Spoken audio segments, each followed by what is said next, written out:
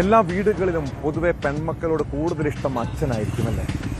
അവർക്ക് തിരിച്ചും അച്ഛന്റെ കരുതലും സംരക്ഷണവും ഒക്കെ ആവശ്യമാണെങ്കിലും അമ്മയുടെ സാമീപ്യമാണ് ഒരു പെൺകുട്ടിക്ക് എപ്പോഴും വേണ്ടത്. അല്ലാത്ത വീടുകളിൽ സംഭവിക്കുന്ന ദുരന്തങ്ങൾ നമ്മൾ കാണാതെ പോകരുത്. കൊച്ചി എളമക്കരയിൽ 6 വയസ്സുകാരിയെ കൊലപ്പെടുത്തിയ അച്ഛൻ ജീവനൊടുക്കിയ കേസിൽ പല ദുരൂഹതകളുമുണ്ട്.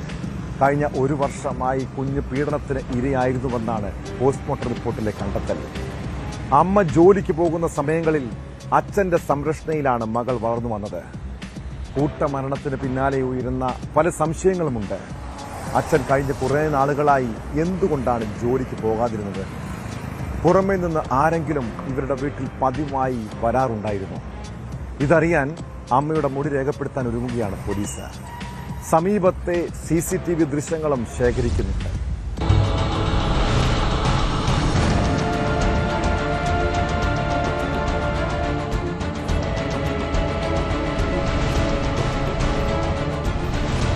കഴിഞ്ഞ 1 വർഷമായി കുട്ടി പീഡനത്തിന് ഇരയായിരുന്നുവെന്നാണ് പോസ്റ്റ്മോർട്ടം റിപ്പോർട്ടിലെ കണ്ടെത്തൽ.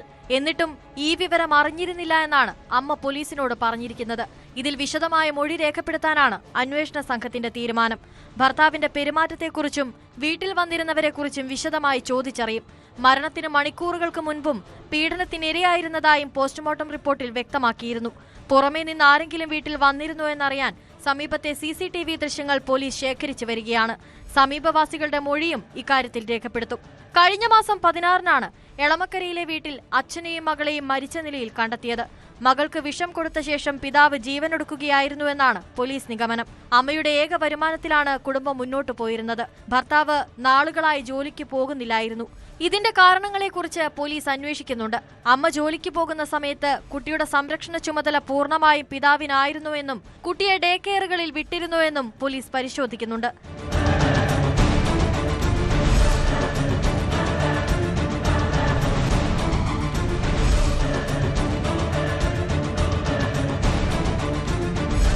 ന്യൂസ് 18 കൊച്ചി. കൂടുതൽ വാർത്തകൾക്ക് news 18 Keralam YouTube channel subscribe ചെയ്യുക.